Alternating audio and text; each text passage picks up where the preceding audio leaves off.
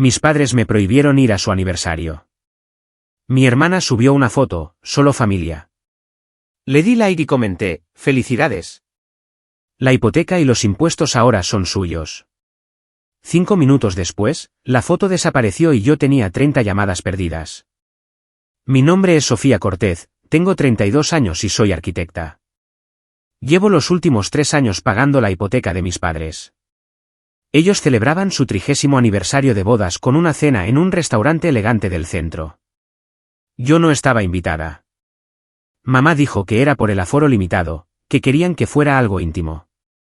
Me dije a mí misma que no importaba, que de todos modos estaba demasiado ocupada. Pero cuando abrí las redes sociales esa noche, la mentira se desmoronó.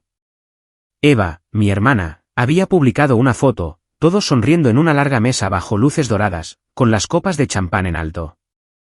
El pie de foto decía, solo familia. Por fin estamos todos juntos. Me quedé mirando la pantalla, las palabras ardían. Entonces, escribí mi comentario, felicidades, la hipoteca y los impuestos ahora son todos suyos. Le di a enviar antes de poder arrepentirme. 5 minutos después, la publicación desapareció. 10 minutos más y 30 llamadas perdidas parpadeaban en mi pantalla. No contesté. Simplemente me quedé sentada en mi pequeño apartamento en Albany, el brillo de mi teléfono iluminando la oscura habitación, dándome cuenta de que quizás había sido desinvitada mucho antes de que la cena siquiera ocurriera. No me olvidaron. Me excluyeron. Siempre había sido así. Eva era el sol y yo la sombra que la seguía en silencio. Cuando éramos niñas, ella dibujaba monigotes desordenados para el Día de la Madre, y mamá los enmarcaba como obras maestras. Una vez traje a casa una cinta azul de una feria de ciencias estatal, pero fue doblada y guardada en un cajón antes de la cena. Mamá dijo que no quería que presumiera.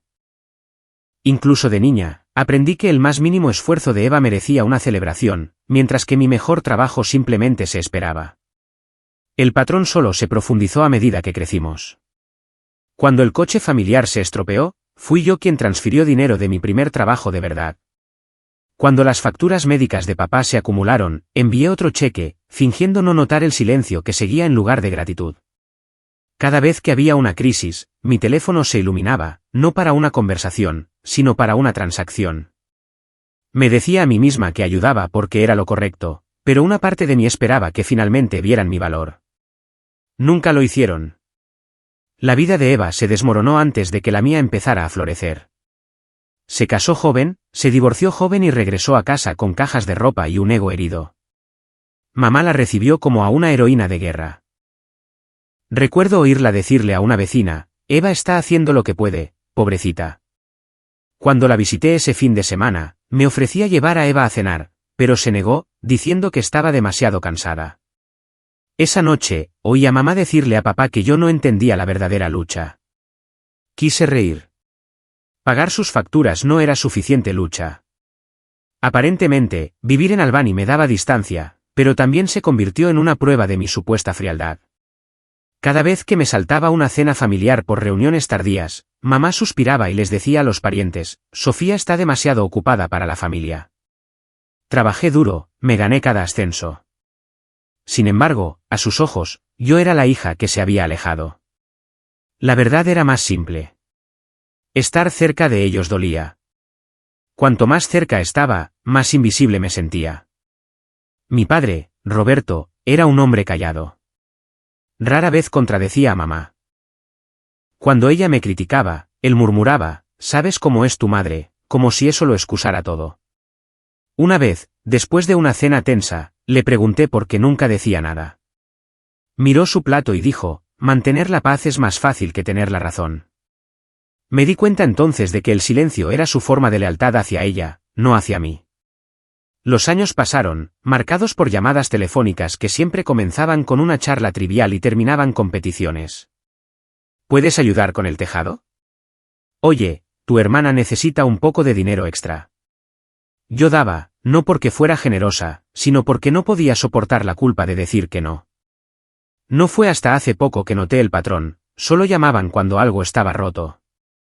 Cuando todo estaba bien, yo desaparecía de su mundo por completo. A veces, Tarde en la noche, revisaba fotos familiares antiguas en mi teléfono. El brazo de Eva siempre alrededor de mamá, papá siempre a su lado, y yo, un poco apartada, sonriendo, a medio cortar en el encuadre. No era intencional, me decía, pero en el fondo sabía que reflejaba la vida real. No había malicia, solo costumbre. Me había convertido en el fondo, la persona fiable. La invisible. La gente dice que la familia es incondicional. La mía venía con términos, tipos de interés y deudas no expresadas. Yo era la red de seguridad bajo sus vidas, tensa pero nunca reconocida. Durante mucho tiempo, me convencí de que el amor significaba sacrificio. Solo ahora, empiezo a preguntarme si para ellos era simplemente conveniencia. Una semana antes de la fiesta, mamá llamó. Su voz era dulce, de esa manera excesivamente cuidadosa que siempre significaba que algo desagradable se avecinaba. Dijo que esperaba que estuviera bien, que el trabajo debía mantenerme ocupada, y que ella y papá estaban finalizando la distribución de los asientos para su cena de aniversario. Ya podía oír la vacilación formándose antes de que lo dijera. Solo hay un número limitado de asientos en el restaurante, explicó, y las cosas se han complicado con primos y viejos amigos confirmando a última hora. Dijo que esperaba que lo entendiera, que no era nada personal, que me quería mucho. Me senté en mi escritorio, escuchando su voz resonar por el altavoz, medio distraída por el zumbido de mi ordenador. Las palabras no dolieron de inmediato. Simplemente se quedaron ahí, pesadas, esperando que el significado las alcanzara. Le dije que estaba bien, que disfrutara de la noche. Pareció aliviada, casi alegre, cuando se despidió. Una hora después, un mensaje de Eva iluminó mi teléfono. No te lo tomes como algo personal, escribió, seguido de un emoji sonriente. Lo miré más tiempo del que debería. Eva siempre tenía una forma de convertir la compasión en superioridad. El mensaje no era un consuelo. Era la confirmación de que había sido excluida, y ella lo sabía. Escribí una respuesta y la borré 3 veces antes de finalmente dejarla en blanco. Esa tarde en la oficina, Clara notó mi silencio. Era el tipo de compañera que nunca hacía preguntas innecesarias, pero siempre sabía cuando algo andaba mal. Habíamos compartido la misma fila de cubículos durante 2 años, y en ese tiempo, había aprendido a leer mis estados de ánimo. Me preguntó si quería tomar un café antes de ir a casa. Acepté, sobre todo para evitar pensar. En la cafetería de la esquina, esperó a que yo hablara primero. Le conté sobre la llamada de mamá, sobre los asientos limitados, sobre el mensaje de Eva. Clara removió su bebida lentamente, sus ojos tranquilos pero agudos. Solo aman la versión de ti que paga las cuentas, dijo finalmente. La frase cayó como un alfiler en el aire silencioso. Casi me reí porque sonaba cruel, pero también porque era verdad. Clara no lo dijo para ser dura. Lo dijo porque vio lo que yo me negaba a admitir. Le conté que siempre había sido yo quien enviaba dinero cada vez que algo salía mal, que mis padres solo llamaban cuando había un problema que solucionar. Ella asintió como si ya lo hubiera adivinado. Entonces, deja de arreglarlo todo, dijo. Quise decirle que no era tan simple, que las familias no se rompen de forma limpia. Pero la verdad era que no sabía cómo parar. Cuando salimos de la cafetería, el aire exterior se sentía más frío de lo que debería. Las luces de la ciudad se reflejaban en el pavimento mojado, y por un momento, imaginé a mamá y a Eva sentadas juntas en algún lugar cálido, decidiendo dónde colocar a todos para la cena. Me pregunté si alguna vez hubo un momento en que mi presencia se sintiera necesaria en lugar de inconveniente. Esa noche, entré en internet y les pedí un regalo. No era caro, solo un pequeño marco de fotos de plata grabado con 30 años de amor. Pensé que podría acortar la distancia, aunque fuera un poco. Lo envolví con cuidado, escribí una breve tarjeta que decía, felicidades. Les deseo muchos años más de felicidad. A la mañana siguiente, lo envié por correo a su dirección y seguí con mi día. 3 días después, una caja apareció en mi puerta. La etiqueta de devolución tenía la letra de mamá. Dentro estaba el mismo marco de fotos, intacto, con una nota que decía, ya tenemos demasiadas cosas. Me quedé allí, en el pasillo, sosteniendo la caja, sin saber si sentir rabia o vergüenza. Las palabras eran educadas, pero el mensaje era claro. Mis esfuerzos eran innecesarios, al igual que mi presencia en su fiesta. Esa tarde, Eva llamó. Su voz era brillante, con esa falsa preocupación que siempre me revolvía el estómago. Dijo que mamá no había querido herir mis sentimientos, que solo era un malentendido, que debería intentar no ser tan sensible. Le dije que no estaba molesta, aunque sentía un nudo en la garganta. Antes de colgar, dijo, ya sabes cómo se pone mamá cuando está planeando algo grande. Sabía exactamente cómo se ponía mamá, pero lo que más dolía era darme cuenta de que Eva siempre la defendía, incluso cuando sabía que estaba equivocada. Después de la llamada, me senté junto a la ventana, viendo cómo empezaba a nevar. La ciudad estaba en silencio, y mi reflejo parecía cansado.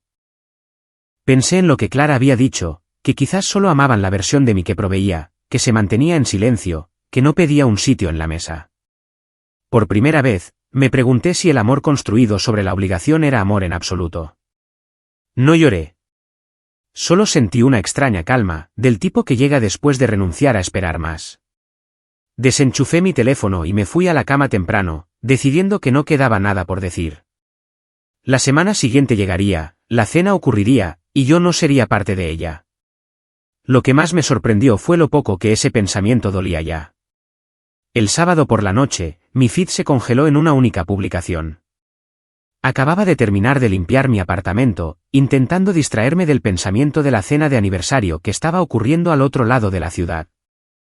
No esperaba nada, pero en el momento en que abrí la aplicación, ahí estaba, la actualización de Eva, en la parte superior de mi pantalla, como si me estuviera esperando. La imagen se cargó lentamente, píxel por píxel, antes de revelar a todos de pie juntos frente al restaurante. Iban vestidos con trajes blancos coordinados, sonriendo como si la noche fuera un retrato perfecto de amor y armonía. En el centro estaban mamá y papá, con las manos entrelazadas, rodeados de parientes, amigos e incluso vecinos que apenas reconocía. El pie de foto decía, solo familia. Por fin estamos todos juntos. Mi pulgar se detuvo sobre la pantalla. Por un segundo, pensé que tal vez era un error. Tal vez lo había publicado sin darse cuenta de lo cruel que parecía. Pero entonces vi los comentarios debajo. El nombre de mamá apareció primero, no podría estar más orgullosa. Sus palabras estaban ahí, como un sello de aprobación a mi exclusión.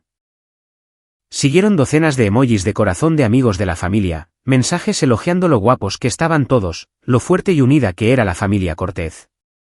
Cada comentario era una nueva puñalada silenciosa. Leí el pie de foto una y otra vez, como si la repetición fuera a cambiar el significado. No lo hizo. Cuanto más miraba, más fría me sentía. La ropa blanca, las sonrisas radiantes, el entorno pulcro. No eran solo para celebrar. Eran para actuar. Mi familia no quería honestidad.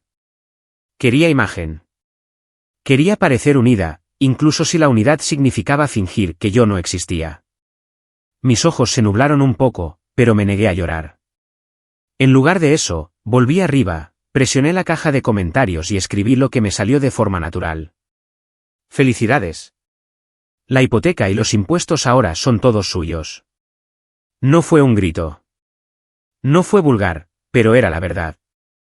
Durante 3 años, yo había sido la que se aseguraba de que esa casa existiera. Cada cheque, cada transferencia, cada sacrificio silencioso venía de mí. Esa foto ni siquiera sería posible sin esos pagos. Presioné publicar y vi cómo las palabras se asentaban bajo el perfecto pie de foto de Eva. Luego, bloqueé mi teléfono y lo dejé a un lado. Pasaron 15 minutos antes de que lo volviera a coger. La publicación ya no estaba. Mi barra de notificaciones parpadeaba sin parar con mensajes y llamadas perdidas. Los números subían rápido, 10, 20, 30. El nombre de mamá era el que más aparecía. No contesté. Me quedé sentada mirando el teléfono vibrar sobre la mesa, sintiendo el peso de cada zumbido. Cuando finalmente se detuvo, llegó un mensaje. ¿Cómo pudiste avergonzarnos así? Estás siendo egoísta. Puse el teléfono boca abajo y me recliné, dejando que el silencio se instalara. La palabra egoísta se repetía en mi cabeza hasta que casi perdió su significado. Me habían llamado muchas cosas en mi vida, fría, distante, demasiado centrada. Pero egoísta era una invención nueva. Mi pecho se oprimió, no por culpa, sino por incredulidad. Después de todo lo que había hecho, después de cada factura que había cubierto, cada pago atrasado que había solucionado, todavía lograban pintarme como la villana. Me paré junto a la ventana, mirando la calle. La nieve había comenzado de nuevo, silenciosa y persistente. En algún lugar al otro lado de la ciudad, probablemente todavía se reían, quizás ya en casa después de la cena, llenos y satisfechos. Imaginé a mamá contando el momento en que comenté, a Eva defendiendo su publicación. A papá sin decir nada en absoluto.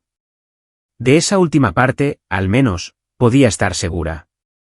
Hice té solo para tener algo que hacer con las manos. La tetera silbaba, llenando el pequeño apartamento de vapor.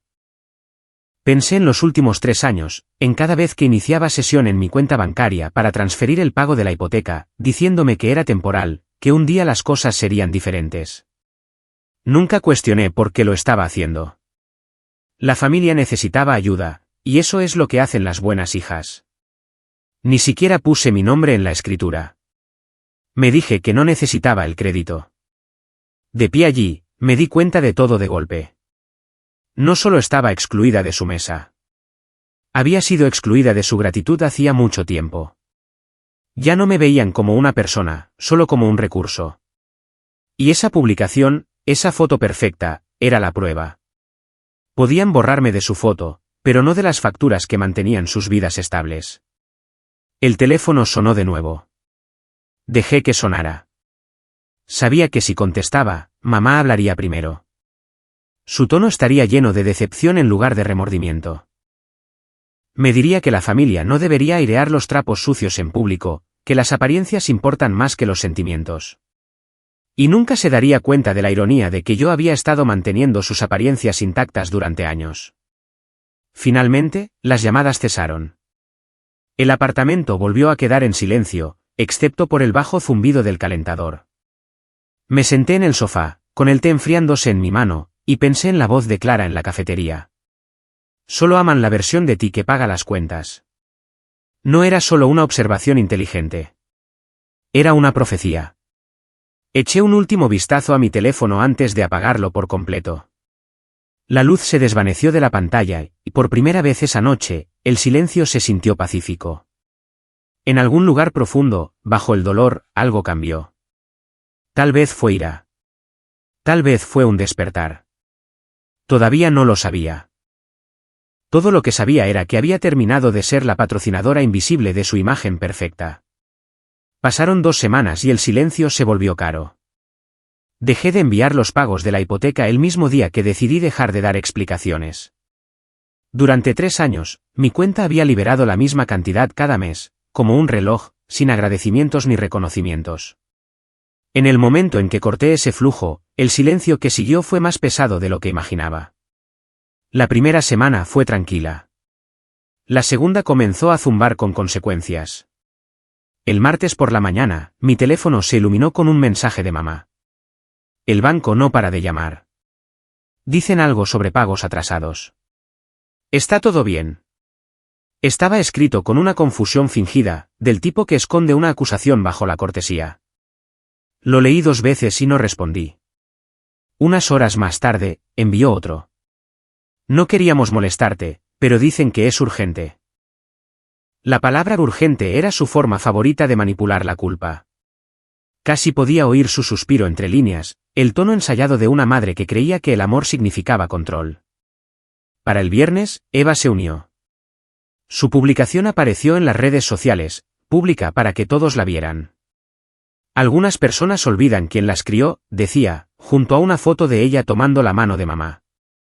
Los comentarios eran predecibles: simpatía, validación, preocupación. Mantente fuerte, escribió alguien.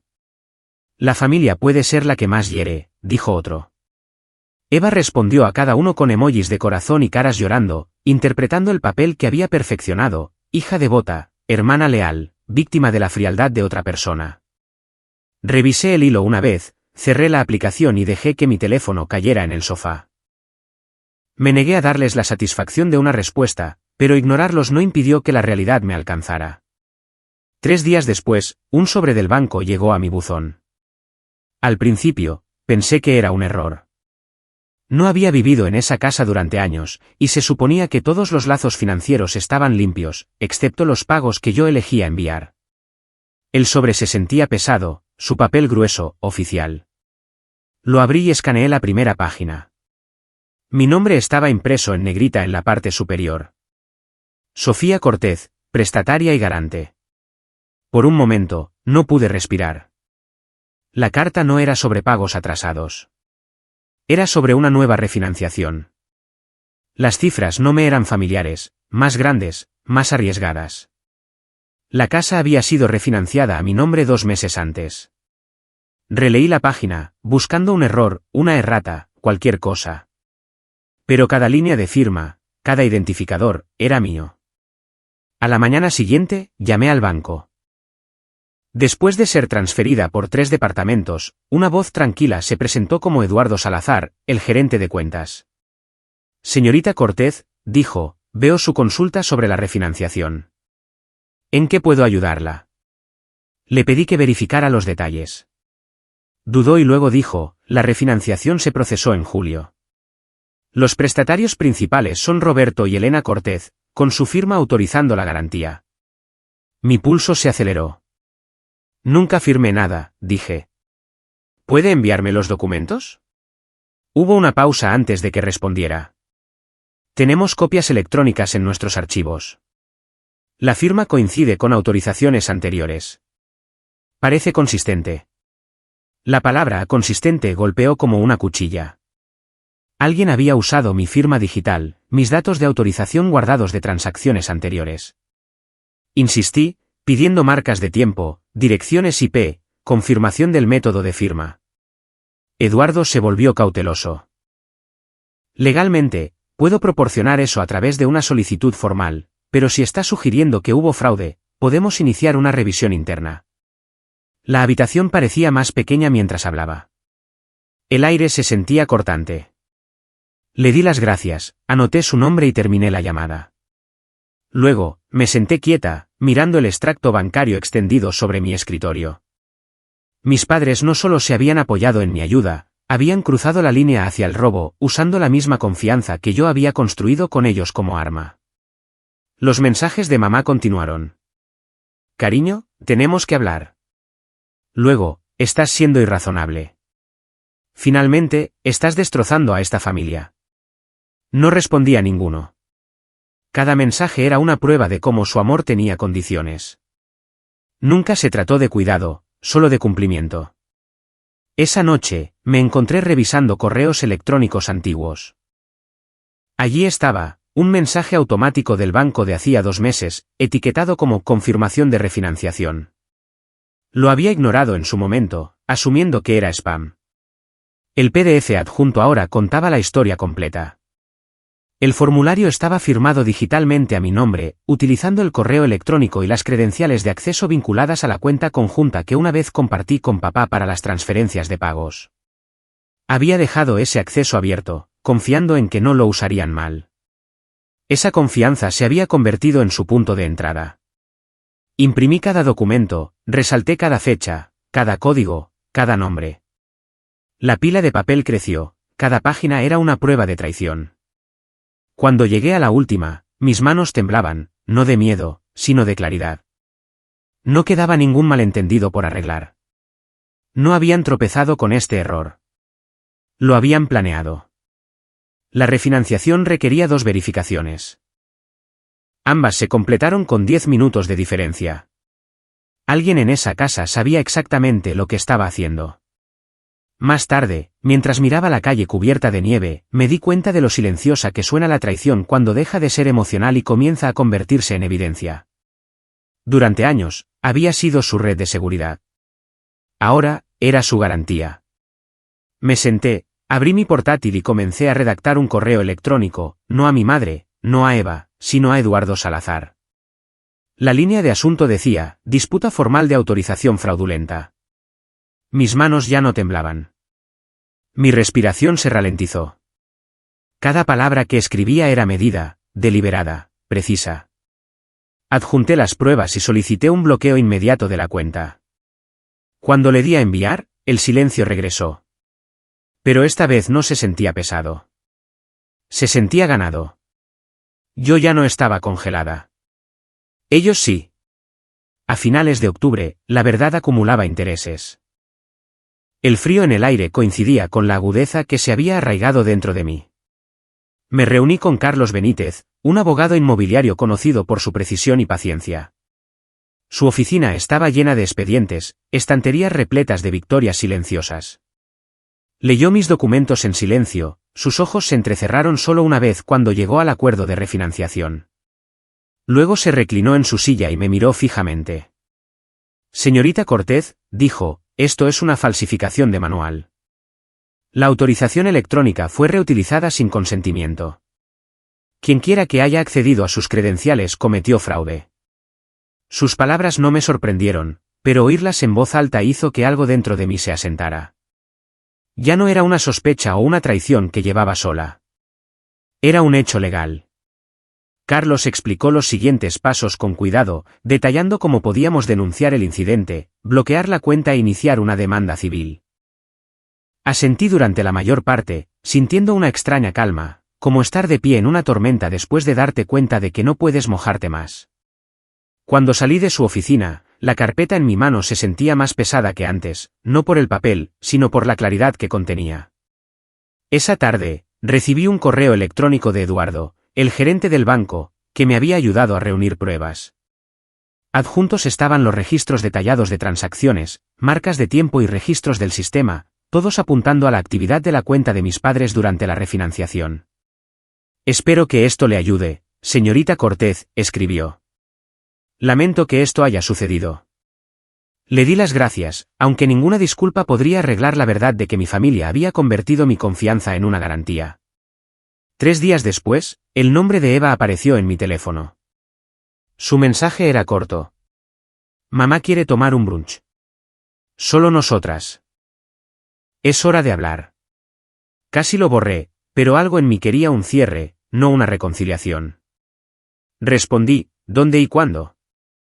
El domingo por la mañana, llegué a la cafetería 15 minutos antes. El lugar olía a canela y espresso quemado, el tipo de confort que no encajaba con la tensión que se gestaba en mi pecho.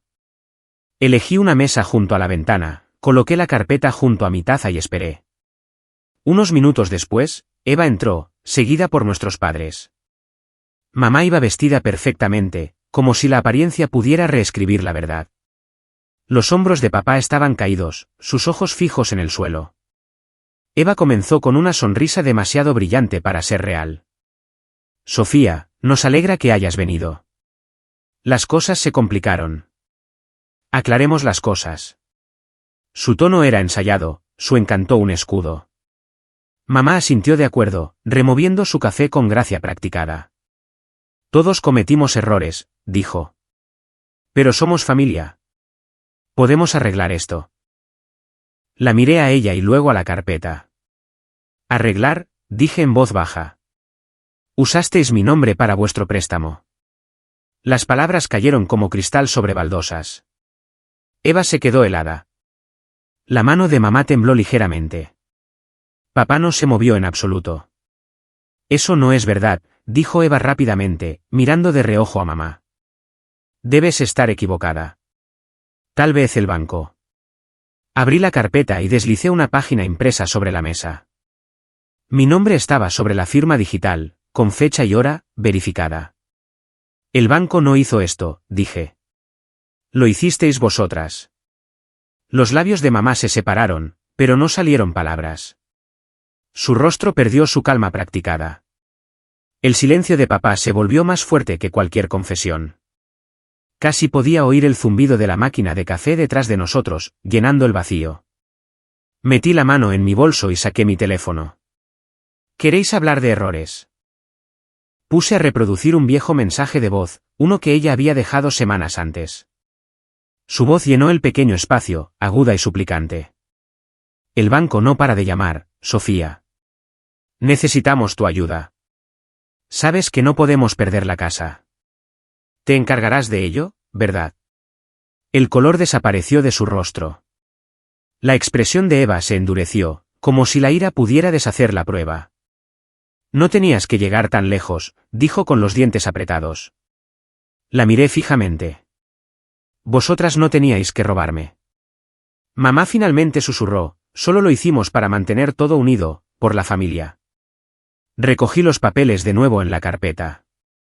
Entonces, mantenedlo unido sin mí.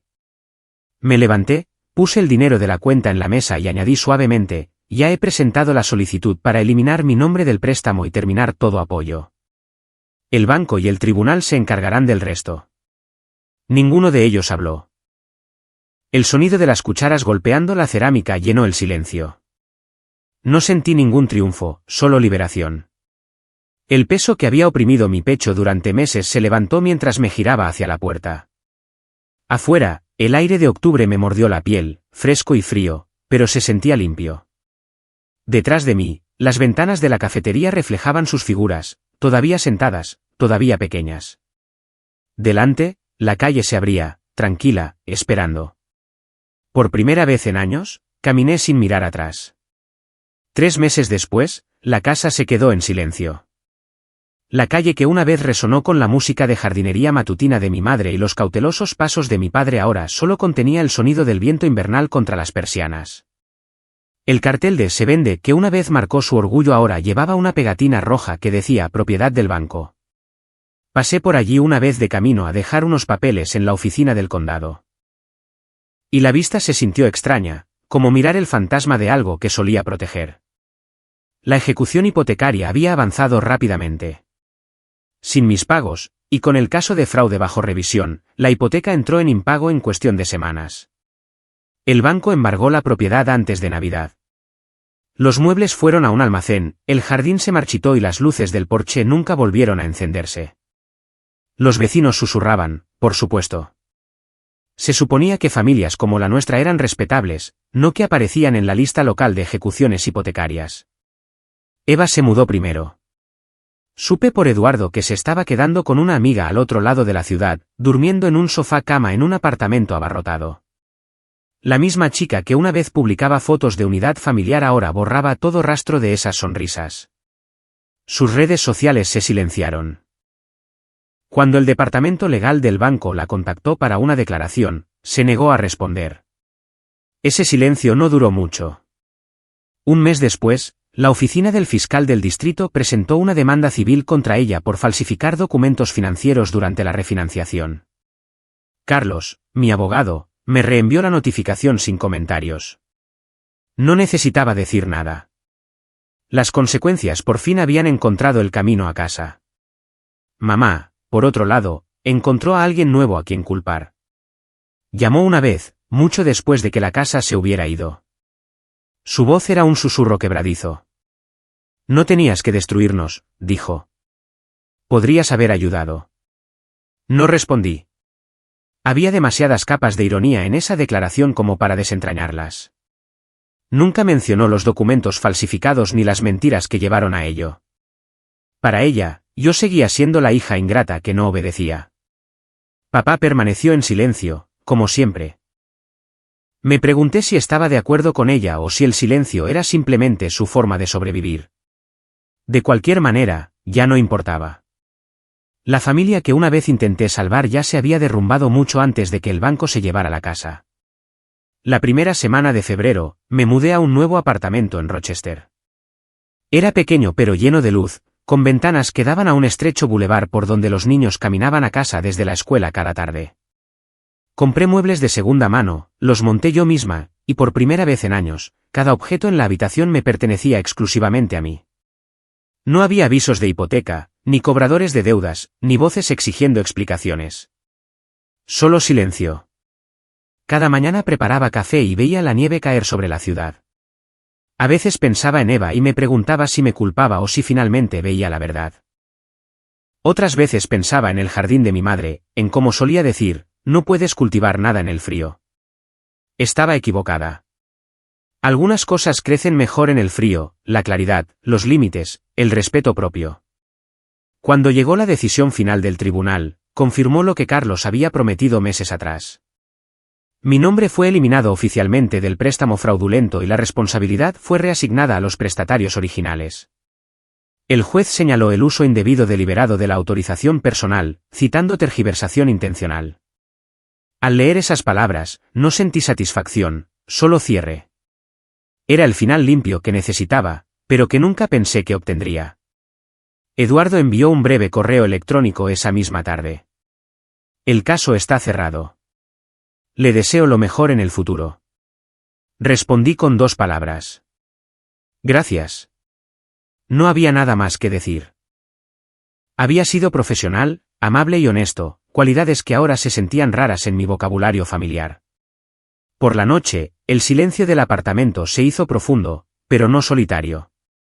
Aprendí a disfrutar del ritmo de mi propia compañía. Cocinaba para una, leía libros sin distracciones y a veces dejaba que la música llenara el espacio. La quietud que una vez me asustó ahora se convirtió en la prueba de la supervivencia. Ya no esperaba disculpas, explicaciones o redención. Algunas historias no terminaban con reconciliación. Simplemente terminaban. Una noche, encontré una vieja fotografía guardada en mi cajón, un retrato familiar de hace años. Todos nosotros de pie frente a esa misma casa, antes de que se convirtiera en un titular. Parecíamos felices entonces, quizás porque creíamos que lo éramos. Miré la imagen durante mucho tiempo antes de volver a guardarla en el sobre. El pasado podía quedarse archivado. Ya no me servía de nada. La vida en Rochester no era glamurosa, pero era mía. Pagaba mi alquiler, mis facturas y dormía sin revisar mi teléfono en busca de mensajes de emergencia. Ya no medía mi valor en sacrificio. Mi paz no necesitaba testigos, me gusta o aprobación. Solo necesitaba espacio para existir. En mi última noche antes de la primavera, me paré junto a la ventana y vi las luces de la ciudad desdibujarse contra la nieve que caía. No era la vida que había planeado, pero era una vida que elegí. Y mientras apagaba las luces y caminaba hacia mi tranquila habitación, un pensamiento se instaló claramente en mi mente. La paz fue lo más caro que he comprado en mi vida.